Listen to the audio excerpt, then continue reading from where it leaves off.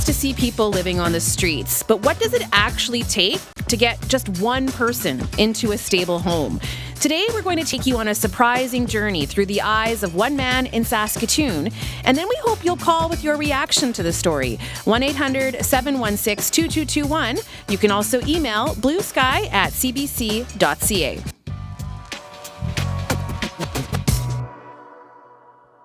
Today, we meet Warren Prosper at his house. Hey, Warren. Hello. Hey, I found it. How's it going? Good. Good. So, this is it. Yeah. You mind showing me around a little bit? This is my living room. This is our dining room, but I don't have a dining table right now, so I threw my bed there. Warren is 37 years old, and he's only lived here for 3 months, but the place really does feel like his. He's got all his posters up. He's got a nice big TV right in front of the window. Getting this house was no easy feat for Warren. He had a tough childhood. He's been incarcerated, and when he got out, he had nowhere stable to stay. Warren's story might help us understand what it actually takes to get someone a roof over their head. So we've been happy to work with Warren. He's our longest serving crew member with us for a little more than 2 years now. Aaron Timashik is Warren's boss at Buildup. It's a social enterprise model that employs people who are typically hard to employ. The goal is to help get people like Warren working instead of worrying about turning a profit. I know Warren, right? Warren's been an employee with us for a couple of years. You know, we share a meal at our staff celebrations together when I visit the site and everything like that. So we know our team, we know our coworkers, and we do things with each other. Kristen Toms is executive director of Quint. It's a nonprofit organization that helps people with housing and work. Buildup is one of Quint's programs. This is Buildup Saskatoon. Kind of a warehouse space, hey? Warehouse, concrete. shop. Yeah, it's a workshop, right? Everything we need to use that we use on sites, materials, tools, drywall stuff. How often are you here? I'm here mostly during the work week, from 8 to 4:30. Monday to Friday kind of Monday thing? to Friday, yeah. Do you remember the first time you came here? Yep. It was very intimidating at first. Well, intimidating, I can understand. Why was it intimidating? Because it was an introduction to construction, and it kind of felt like there's a lot of pressure. Had you ever worked in construction before? I've had past experience in landscaping and some carpentry in Regina. Yeah. I was working for a program called Me Wasasin, but they lost funding. And how were people when you got here? Did they welcome you? They were welcoming, yeah. There was just a different variety of people, all had different backgrounds. Yeah, just all different types of people. Yeah. And so how long ago was that? Over 2 years. I started on October 27th. Yeah. 2020? 2022. Okay. Yeah. Yeah. And what has this work brought you? Like, what has it done for you? Oh, it gave me new skills, fixing stuff for people, taught me how to be more of a bit of a leader, more open to new things. Yeah.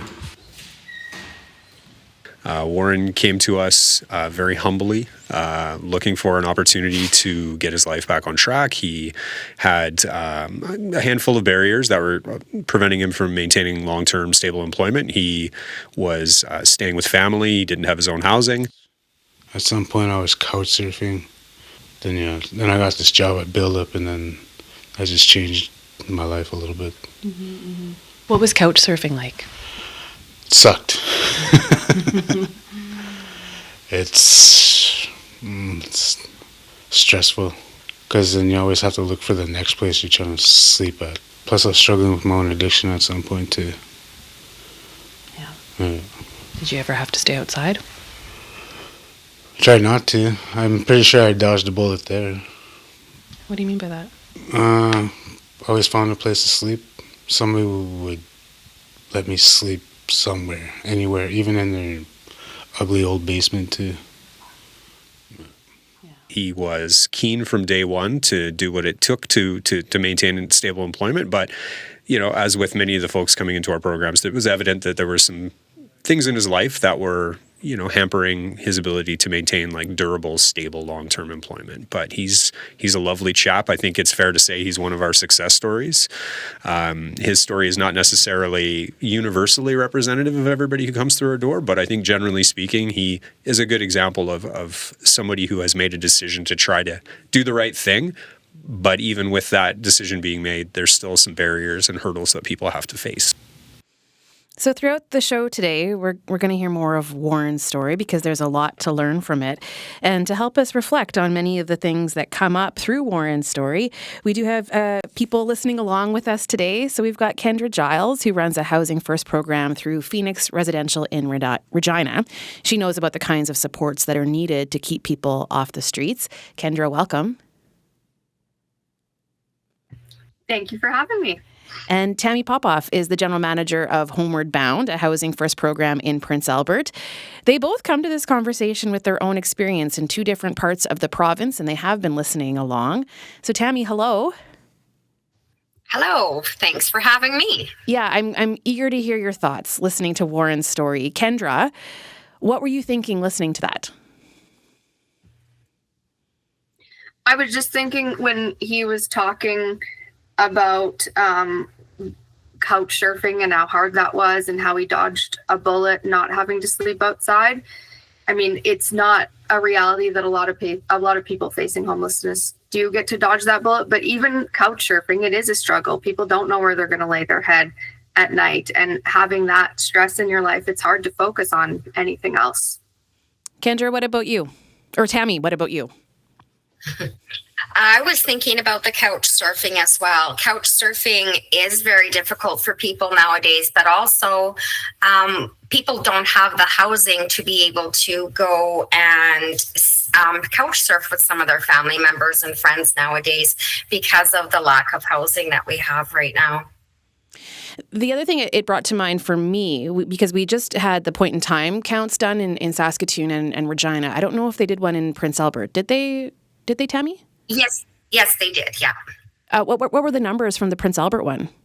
I believe it, you know what, I don't want to say the exact numbers because I can't remember, but I did do the pit count as well. So from the previous year, I believe we doubled. So I believe there was about 200 that we had counted that evening.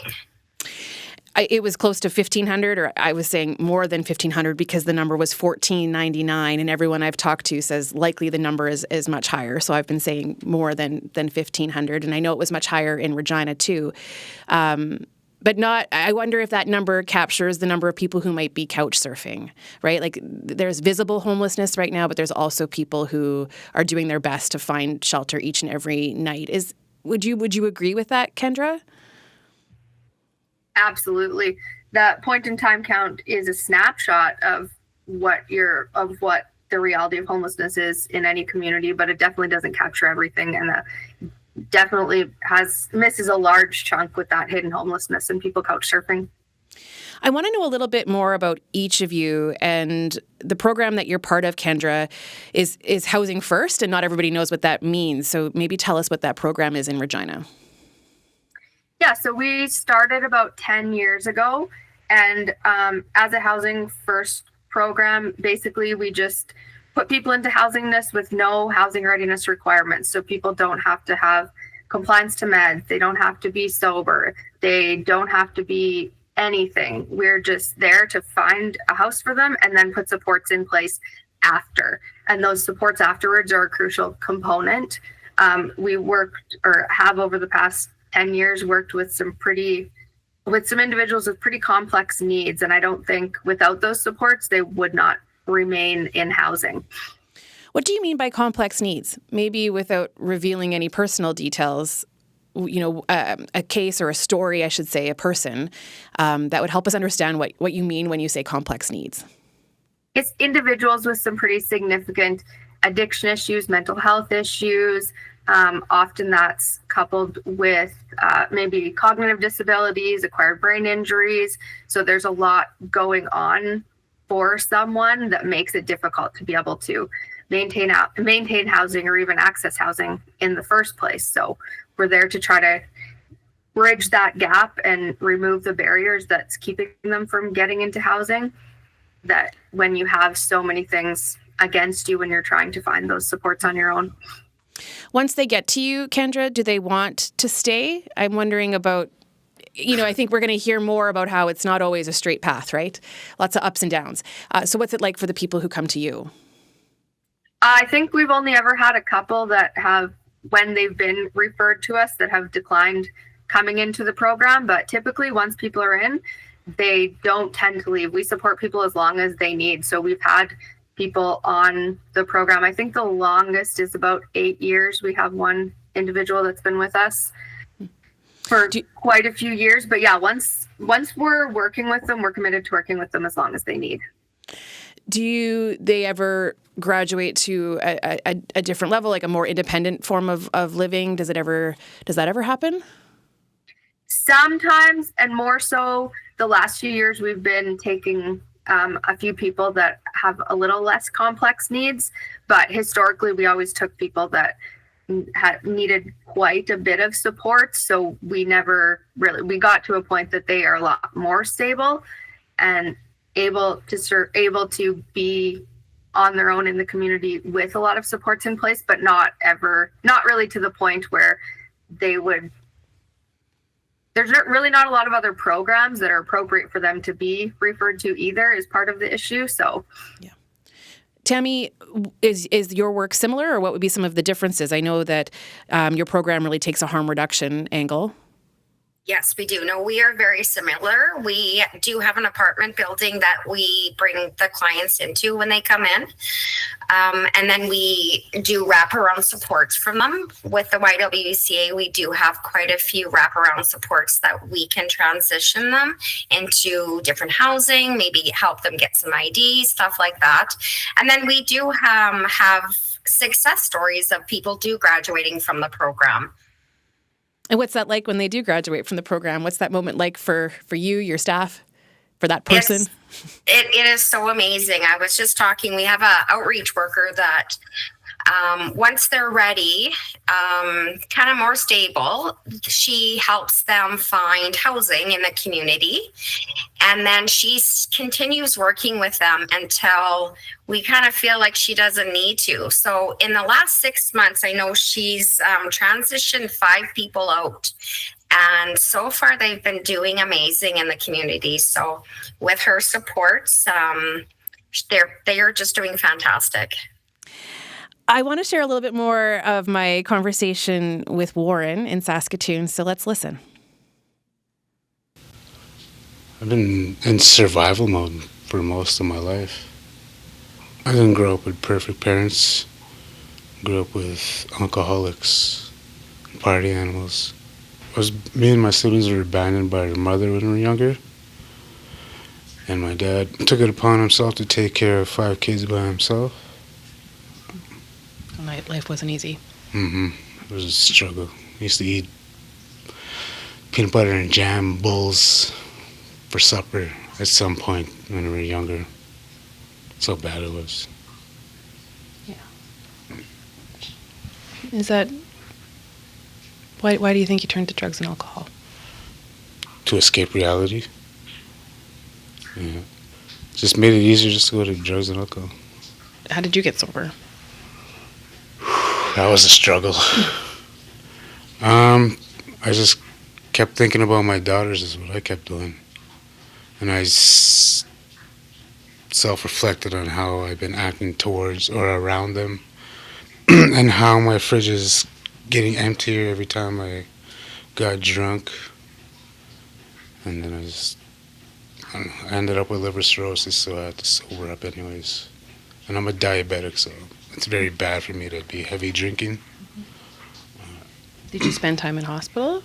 Yeah, I ended up in the hospital a few weeks ago. And I couldn't move my head, and I was too nauseated. And I kept throwing up anything that was eating or even water. I was just throwing up. What caused that? Like Heavy, excessive drinking. just a few weeks ago? Yeah. That just smartened me up, so. Yeah, so he's pretty honest about how it's an ongoing struggle that he's dealing with. I'm wondering what your thoughts are on that, because a lot of your clients do come to you with issues around addiction, and we know that it's not something that you can force someone into. Like, you can't just force someone to get sober. So how often do your clients want help with their addictions, and what kind of support is available to them, Kendra?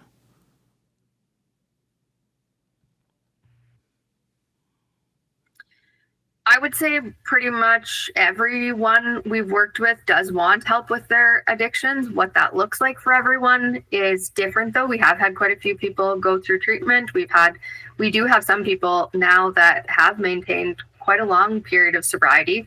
We have other people. We also run a managed alcohol program as part of our program. So we've had people that have gone from non-beverage alcohol to beverage alcohol, and that's been a huge success. So I think a big part of it, like what Tammy talked about with the harm reduction approach, that's a big component of the supports we offer, is meeting people where they're at, because not everyone is ready for abstinence, or so we have to be cognizant of what someone is wanting, and then meet them where they're at so that they can maybe get to a period where they will be sober down the road. But that recovery is different for everyone.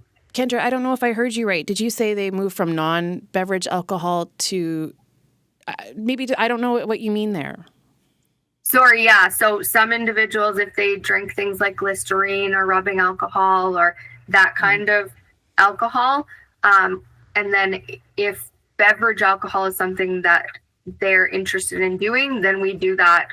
We have a doctor that oversees that program, and we then distribute that to them so that they're not taking in that much more harmful alcohol. I figured, but it's helpful to have you explain that. Tammy, just tell me from your perspective how you help people with their addictions. I think just like Kendra said, we have to meet people at where they are. Sometimes they can come to you one day and say, okay, I'm ready to go to treatment. I'm ready to go to detox. And then the next day they've decided they don't want to go. And that's okay. We just try to provide the supports that they're needing at that time. I think that there are times where people have, gotten themselves off of methadone, went on to Suboxone, and then have lived a sober life after that as well. We do have another program that is right beside us that is more of a sober living program. So if people do go to treatment, it's hard to come back into the same area where all of the people that they've maybe been drinking with or using with are in the same building. So we try our best to try to take them out of this building, and we'll move them on to the next so that those triggers aren't there.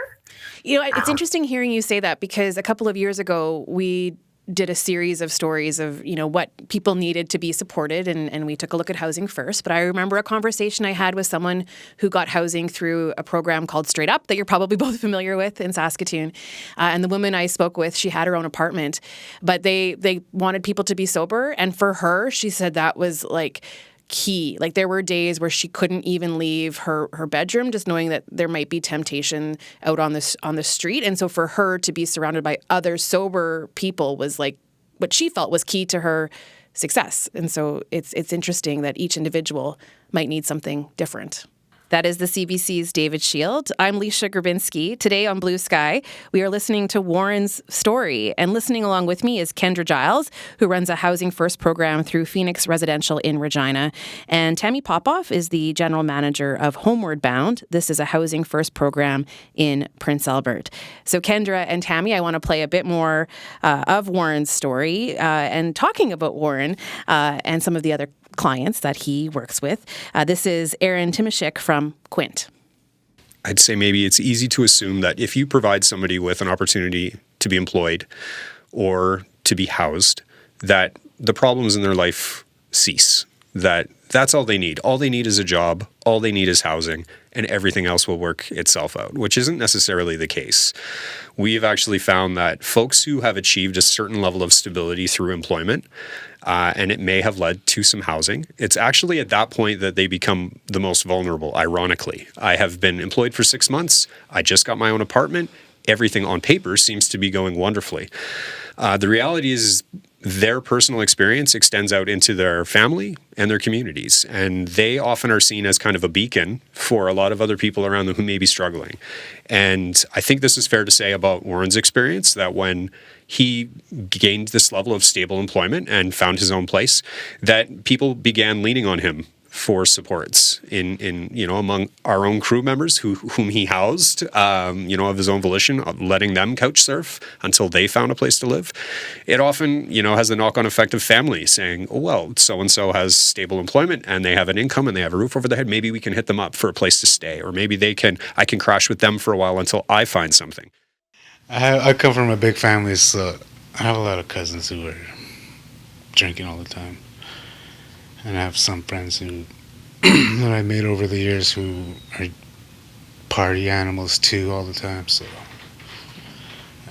they still message me. I just don't even look at it. And do they have homes? I know some of my cousins are struggling to get houses too. I even offered a room to them, but that's the thing, is that they don't want to sober up just yet. So if they come around again, if they're ready to get sober, I'll give them a place to stay. But they have to be sober. Yeah. I even have taken care of a couple of homeless people just to help them, push them in the right direction. What did you do for them? I gave them a place to stay. Yeah, I even helped a couple co-workers too, so they wouldn't lose their jobs. And I gave them a place to stay at my apartment too, just to get them on their feet. Yeah, pretty much don't lose their jobs. So it's ironic that employment and housing at some point actually create a certain vulnerability for people, because they become the person in their community now who is a provider for extended family or friends or relations. And that's actually where we find a cohort model that we considered in the beginning. Can we just bring people on, give them training and support for 3 months and help them find long-term employment? Wasn't practical. That if we were to encourage people to go get a mainstream job with a larger construction company, for instance, those elements of their past and their relations follow them. And without continued support to help them navigate some of those challenges, it's easy for folks to lose that employment when they're demands put on them for people that they are caring for themselves. So employment is very important. It provides that predictability and then a sense of pride and dignity. Housing is obviously a key component of that, independent housing in particular, when people are looking to take care of their friends and their families, their own kiddos, in many cases. But it also creates, ironically, a vulnerability.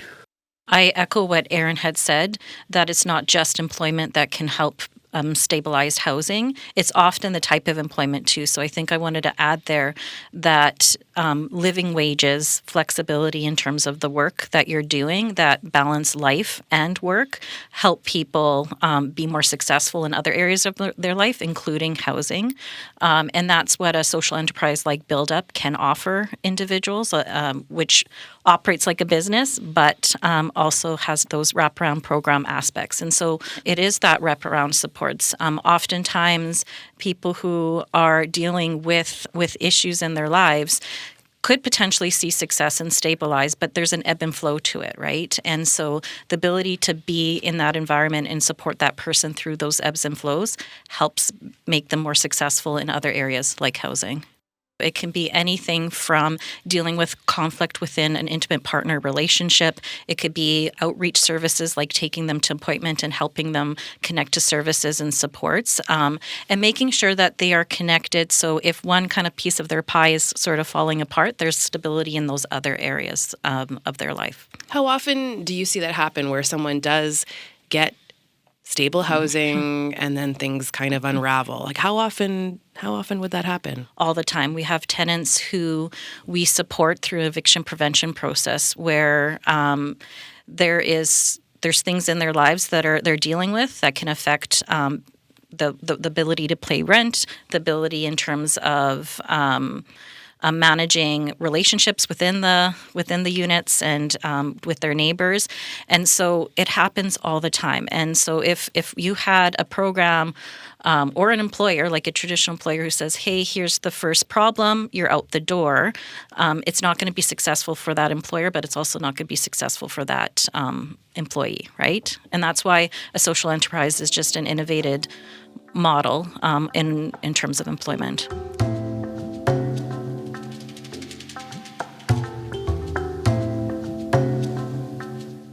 That last voice you heard there is Kristen Tom. She's executive director at Quint in Saskatoon. You heard Aaron Timoshuk. He leads the buildup social enterprise arm of Quint. And of course, Warren Prosper.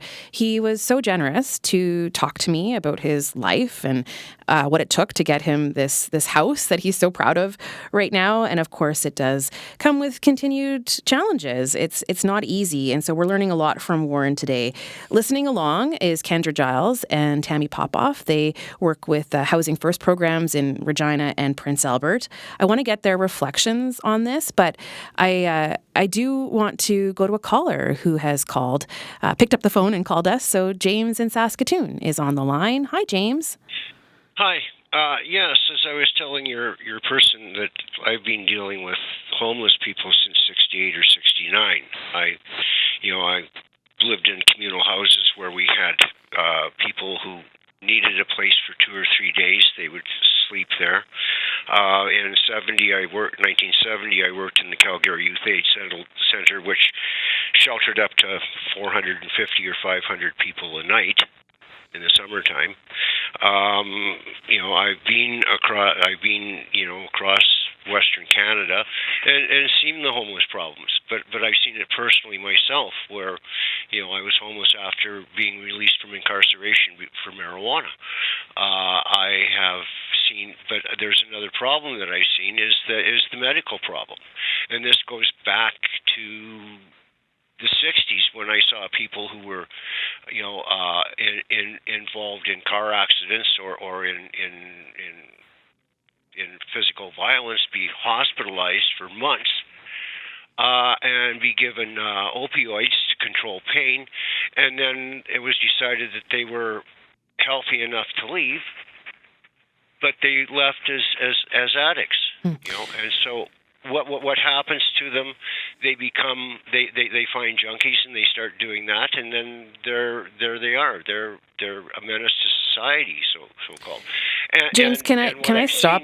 Can I stop you for a second and just ask you a bit more about your own experience? So when you were incarcerated, you got out, you had nowhere to stay. What did you do? Well, I had a place. I'd lost my apartment. I'd lost my job. I could have, I guess, stayed with family, but I met a friend. We went up to Peace River for a few days and wound up in Victoria. And, and then, I got to Victoria with a penny in my pocket, and that was it. And so, but I found people. Since then, I've, in 74, I started apprenticing as a carpenter, and I became a union executive in the 80s and 90s. I worked on government boards and all kinds of things, but I still know the people. And what I've seen recently is, again, the problem is that there are people, every one of the people that I've met that has stayed with me has had a medical condition, and they have been given opioids or other addictive drugs while they were hospitalized, and then released. And then what do? So now they spend their time looking for the next fix. Yeah. And that's about it. James, I really appreciate you calling, and thanks for your honesty with your own situation, and I hear empathy in your voice, for sure. There's I have no reason to hide my background. It's part of life. It happens to people. We need more people who have gone through the experience doing things for other people. But it's really difficult because you give somebody a place to stay for a few days, then they decide, well, hell, I can party there now. And that's the wrong thing. Yeah. James, thanks for Anyway. calling. Yeah, thanks for calling. Okay. Appreciate it. It's James in Saskatoon. Before we go to another caller, we've had a lot come up on the show. And I want to get back to just how challenging it is even once people get a house. But do either of you want to comment on some of the things that James brought up? I mean, definitely an openness there with his own story, but talking about what, where an addiction can sometimes start. Kendra? I know that's definitely something that we've seen before when people have something medically going on and are prescribed opioids in the hospital and then released. It's not uncommon that we've seen that's how it starts as an addiction, and then people end up using and trying to get other stuff. It's not in all cases, but it's definitely, I wouldn't say it's uncommon either. Tammy, what are your thoughts? No, that is very true. I think that we do have a lot of addictions that have started that way. I also just kind of a comment about him helping out some people as well. I think that it's important to say too, it's great when people can graduate and get out onto their own and start their own life. And I think when they have been homeless for such a long time, I think what it is they've got so much empathy that they do let their friends come and stay. They do let those old supports back in. They do let those old family friends come back. And then what happens is that's what puts their housing at risk again. So it's kind of teaching everybody too when they move that to change those supports, to use one another, those sober supports that they have, and to reach out to those positive supports instead of going back to the old ones that they had. Yeah. We have another caller on the line. So Stefan joins us from here in Saskatoon. Hello, Stefan. Hi, how are you? Can you hear me? I can, yeah. What do you want to add to the conversation? I know that this has got you thinking. Yeah, well, there's barriers. So I'm in a situation where since the pandemic, I was in a family breakup, ended up in the ability to afford my own housing, and I've been living in that housing. And during the pandemic, I took in a person that was affiliated to me, a friend of mine, and I watched his struggles. He left me in a pretty hard situation. He left me with debt, and he left me with all of his belongings. Like, we're talking a lot of stuff. And he himself wasn't in a stable situation. And then later on, I took in another friend who was in a transition, but I came to his aid because he was in a difficult situation and had to leave where he was. And that worked out until he actually himself was able to find a home, and it was a struggle during the pandemic. And then I took in another person who has been with me, or had been with me now until recently, for a year and a bit. But he struggled obviously with his own mental health issues and employment issues. And sometimes you have a stable environment like I have, and I have one. But then you yourself get into trouble, and that's the situation that I'm in. Is that I can't afford the house that I'm in, and so I'm looking around. Because I lost the person that was with me and was able to pay for his way, but then now can't. So he's had to leave, and he's fortunate enough to have supports. I don't have those forms of supports really, and so now I'm looking for housing. But what I'm finding is that the cost of housing and what landlords are expecting with credit checks and really strict rules for even to qualify for housing that is available. And then the cost of it, I'm looking at bachelor apartments online and everywhere that are, $1,000 plus. So you barely have any room. I have a whole house full of things. It's the middle of winter. I can't even sell half these things because you just can't, right? I can try. Yeah. And I'm seeing 1-bedroom apartments and 2-bedroom apartments going for what I pay for this entire house. So I got lucky because I have a friend who has been renting this house to me, but I can't afford it anymore. And because the rent went up and bills have skyrocketed and you've got the cost of living has increased. So everything that I was able to maintain in a hard situation, and the steady employment factor is the key for me. To find steady employment has been a real challenge in the sectors that I've applied to. I'm aged, so I have ageism going my way as well. And so I see more and more, and I see the numbers on the streets increase. I see the number of homeless numbers increase, and I am in jeopardy of becoming homeless. And I don't even know where to turn. Oh, Stefan, I'm so sorry to hear that. And I don't think you're alone.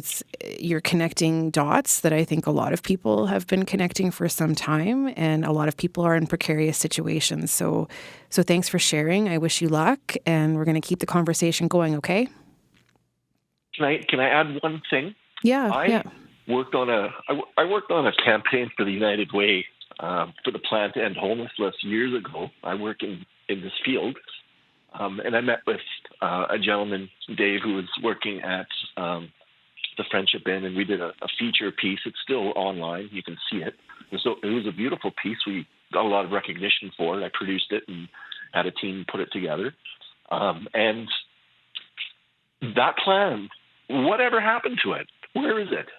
You know, I see people in way worse situations than I am, struggling harder. And at the time, the numbers at the Friendship Inn for a lunch was 800 and some. Okay, that was huge. They were panicking at that time. I don't know if you know what the numbers for lunch at any number one of the shelters is these days, but for the Friendship Inn, it is skyrocketed. We're just under 2,000 people for lunches there. I don't attend that. I still have enough groceries. But where's this plan? Where did it go? Where did the city support go? Where did the communication between the advocacy groups that put these plans forward, and where did the money from the province and the city and the effort that all of these people had back then? And it's a good question. 2011. 2011, hey? Great question, and I'll put that to our two guests just to see how much they know about that. Again, thank you for calling. You're welcome. It's Stefan in Saskatoon. We've got two people listening along, Kendra Giles and Tammy Popoff, who work with the Housing First program, Regina, Prince Albert. Kendra, are you familiar with that, with what Stefan was referring to there, that plan, that specific plan? Not the plan from Saskatoon. No, I don't know anything about that, unfortunately. Yeah. Tammy, what about you? And if not that plan, are there other plans? I mean, I think the point that Stefan's trying to get across is what is the plan? And Tammy, how might you respond to that? Well, I think that is a big, huge question. There are so many things that we are dealing with nowadays that we didn't back in maybe 2011 as well. So I think that our plan that maybe happened, I don't know what that plan was. I apologize back then, but it definitely is going to change for today. So yes, I mean, it's really one of the issues is the complex needs that we have now with the people that we're dealing with. Like Kendra said before, there's so many things that one is dealing with. It's not just addictions, it's also the mental health. It's also the past trauma. It's so many things. So really, a complex needs center would be a great idea in every community, but that takes time and a lot of planning too. So what the future holds, I wish I knew. Kendra, do you have anything you want to add before we hear a last little bit of tape from Warren that does leaves us on a hopeful note? But Kendra, any final thoughts on a plan? I think just to build more off what Cami said, that the plan, even that PA had, if it's from 2011 or whenever it was, Regina's is relatively recent, but even just the change that we've seen since Regina's plan to put into place isn't even a plan that can be, I mean, parts of it for sure can be carried out, but it needs to be a much more encompassing plan than what we originally had 5-6 years ago. Things have changed so much. So yeah. Okay, well, let's listen to one last little bit of Warren's story. What from Warren's story gives each of you some hope? I think seeing the mentorship role that he plays in our organization for our new people who come through the door and are maybe a bit overwhelmed by this new chapter that they're beginning in their life, to have an old hand who's been around, who has walked the path very similar to them, who has struggled with some of the same issues and has now achieved a level of stability and I think hope and ambition, and whose goodness of heart and generosity of spirit is passed on to people who are very vulnerable and may never have had somebody who could be that mentor for them, who understands where they're coming from.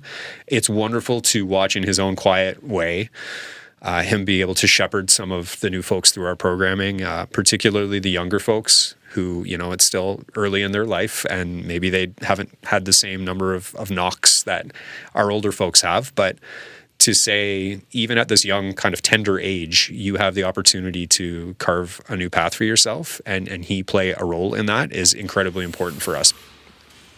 It's difficult. Yeah. A little bit of stressful too. Yeah. Yeah.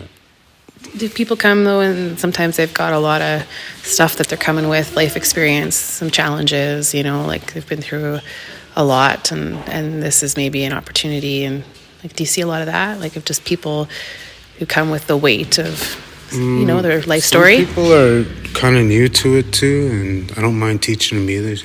So I can try to get them up to speed so that we can work faster. So you're a hard ass. No, not that much. Maybe a little bit. Like, as I say, he's probably one of our best success stories, but you see it even on a smaller level with other people in the organization who say, like, I'm keen to give back to the new people coming through the door because I want them to have some of the successes that I've had. So it's been wonderful to see. I think for me, Warren knew what he needed, right? And it was up to us to be able to be flexible and to pivot as a support, as an employer, as a program, to meet him where he's at and to meet some of those needs. And so a lot of Warren's success is Warren and who he is, but also the reality is just the support around that person. In this situation, Warren is needed in order for them to be successful, and it's all on Warren. Yeah. I still get invited to parties sometimes too, but I just stay away from. I don't reply to messages or anything. Yeah. But that's hard. Yeah, because I know how easy it is to go back to it. It's just snap of the fingers. Mm-hmm. Mm-hmm. Do you worry about losing this home? Yeah, like you've got it now, but... Yeah, I do. Yeah, it's part of the reason why I have to sober up too, because I don't want to lose this place because it's nice and big and fits 5-6 people in it, maybe more. Yeah. What do you feel when you're in here? Oh, comfortable. Very comfortable. Relaxed. Come kick my feet up and just watch a little bit of movies. But usually I keep myself busy when I get home. Usually go grocery shopping, or I gotta fix something and then go do that. Yeah, it's nice to have a place of your own, hey? Yeah, oh, definitely. Yeah, a lot happier these days, so it's good. Well, thanks for inviting me in here.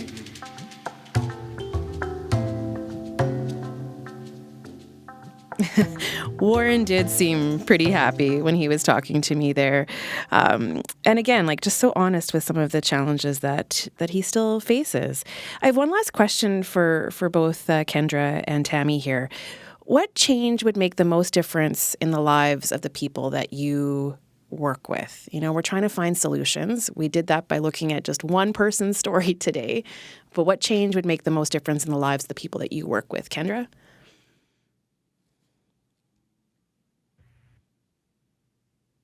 I think from what I've seen is the biggest thing that contributes to the change is just a complete acceptance of someone and them being in control. Like they had just said, or just talked about, Warren knew what he needed and they were meeting him where he's at. And I think that realization and that way of doing things, to me, is the biggest contributing factor of how we're going to help support someone, because we can't just go in and say, you need this, this, and this. We have to completely accept where someone's at, and we have to move and walk alongside them and their path instead of the other way around, because I think that's in some organizations and in some different support models, that's the way things are done, is more from a service provider standpoint.